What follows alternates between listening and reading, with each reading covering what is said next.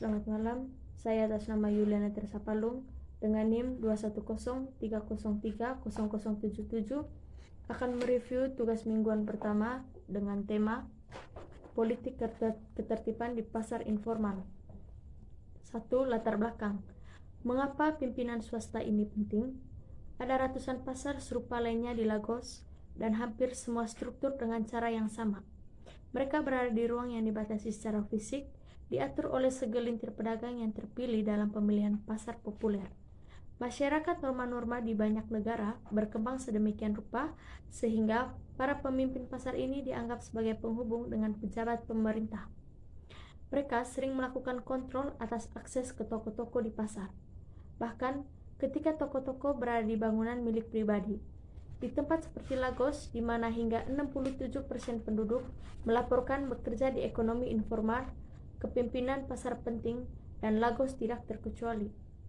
Di Nigeria, secara keseluruhan, dan memang di negara berkembang pada umumnya, 41% PDB berasal dari sektor informal ekonomi.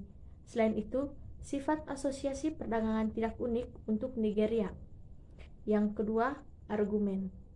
Bagaimana ancaman gangguan negara?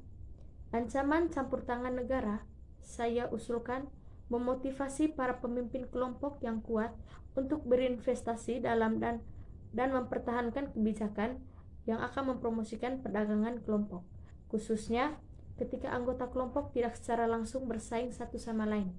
Saya menggunakan istilah kelompok dan organisasi secara bergantian. Kelompok yang sedang dipelajari dalam buku ini adalah asosiasi pasar, tetapi argumennya tidak bisa berlaku untuk yang lain jenis bisnis atau asosiasi penduduk. Untuk kesederhanaan, saya membuat konsep grup memiliki pemimpin tunggal. Meskipun banyak kelompok diatur oleh tim yang terdiri dari video, di pasar yang dipelajari di sini, grup mungkin memiliki banyak pemimpin, tetapi kekuasaan biasanya terkonsentrasi di tangan satu orang. Untuk menghindari kebingungan tentang apakah asosiasi merujuk pada kelompok atau pemimpin, saya menghindar istilah ini, kecuali dalam kasus di mana artinya tidak ambigu. Yang ketiga, implikasi yang luas. Bukti yang disajikan dalam buku ini memiliki dua implikasi utama bagi kami pemahaman tentang peran politik dalam pembangunan ekonomi. Pertama, itu menyarankan saluran untuk pembangunan yang tidak bergantungan pada keadaan perkembangan. Detik dan selanjutnya ini memperbaharui pemahaman kita tentang faktor-faktor yang menopang perdagangan pro swasta kebijakan dalam kelompok yang melampaui sektor informal. Keempat, faktor tambahan yang dapat membentuk baik swasta tata kelola. Mengapa seorang pedagang pernah bergabung dengan pasar dengan pemimpin predator? Dan bahkan, jika mereka membuat kesalahan dengan bergabung dengan pasar yang diatur dengan buruk, tidak bisakah mereka memaksa pemimpin untuk berperilaku lebih baik? Selain itu, bisakah cakrawala waktu seorang pemimpin menentukan bagaimana mereka memerintah? Sekarang, saya beralih ke penjelasan alternatif ini. Kritik potensial dari argumen ini adalah bahwa pedagang yang sukses memilih pasar yang diatur dengan baik, dan bahwa ini daripada keseimbangan kekuasaan argumen menjelaskan kegigihan keseimbangan tata kelola pasar yang berbeda. Namun, saya berharap pedagang jarang menyortir dengan cara ini karena dua alasan. Yang pertama, keanggotaan kelompok relatif lengket sehingga sulit bagi individu untuk sering berpindah ke anggotaan asosiasi. Himpunan kelompok yang memungkinkan mungkin dibatasi. Misalnya di Lagos, hanya dua pasar besar yang menjual suku cadang mobil bekas. Demikian juga orang dapat membayangkan bahwa seorang anggota serikat pekerja yang diatur dengan buruk untuk penata rambut tidak akan memiliki banyak serikat pekerja lain untuk dipilih. Yang kedua, orang luar memiliki informasi yang tidak lengkap tentang kondisi kelompok sebelum bergabung. Yang kelima, konteks Lagos. Saya menguji argumen di Lagos, ibu kota komersial Nigeria. Pasar di sana biasanya memiliki beberapa ratus toko yang menjual produk mulai dari ponsel untuk pakaian bayi untuk peralatan dapur. Beberapa pasar fokus pada satu produk, sementara lain menjual barang. Sebagian besar pasar terletak di tanah yang pengantar dimiliki oleh pemerintah daerah. Sebagian pemimpin oleh pemimpin terpilih yang memegang posisi mereka seumur hidup. Pemimpin pasar mengumpulkan biaya dari pedagang yang membayar pedagang dan pemerintah pejabat. Pemimpin pasar sangat penting untuk mempromosikan perdagangan karena pengadilan di Lagos tidak dapat diandalkan untuk menegakkan kontrak atau menegakkan hukum yang melindungi hak milik. Yang keenam, pendekatan metodologis. Variabel yang mendorong hubungan yang diamati dalam data survei. Lebih-lebih lagi, banyak peneliti tentang perdagangan informal tidak memiliki pemahaman kualitatif tentang dinamika tingkat di pasar. Studi kasus mengisi kesenjangan ini. Saya menggunakan data survei hasil asli pedagang untuk menilai hubungan antara ancaman negara dan persaingan dalam pasar dan tata kelola swasta yang baik. Data ini meningkat pada survei sebelumnya dari usaha kecil, mengajukan pertanyaan tentang keanggotaan asosiasi pasar dan bagaimana pemimpin pasar mereka mengatur yang jarang atau jika pernah ditanyakan. Yang ketujuh, gambaran umum buku. Asosiasi pasar sangat penting bagi para pedagang, tetapi organisasi-organisasi ini dapat menjadi buram bagi orang luar.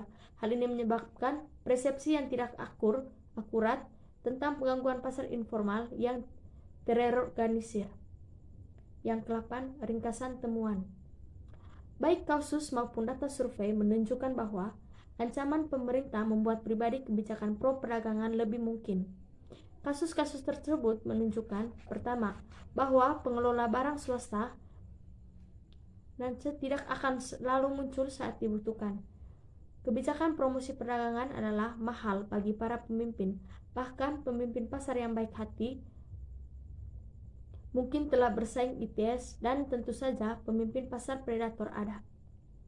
Berbeda dengan sindiran dari literatur yang luas tentang pemerintahan swasta, kebijakan promosi perdagangan swasta tidak ada di mana-mana. Kasus tidak cukup untuk tata kelola swasta yang baik. Terakhir, kasus menunjukkan bukti yang konsisten dengan mekanisme kedua. Pemimpin asosiasi pasar yang diatur secara eksplisit menyatakan bahwa dia menghukum perdagangannya sendiri, terutama untuk mengurangi kemungkinan bahwa perselisihan meningkat menjadi perhatian badan pengatur. Kedua, pembahasan pasar dan asosiasi pasar dalam pengembangan negara. Asosiasi pasar, unit analisis untuk studi ini ada di mana-mana di negara berkembang. Bagi para pedagang di sektor informal, yaitu mereka yang menjalankan bisnis yang tidak terdaftar di semua entitas pemerintah terkait atau tidak secara formal mendokumentasikan semua transaksi, bukan milik asosiasi pasar akan menjadi tidak biasa.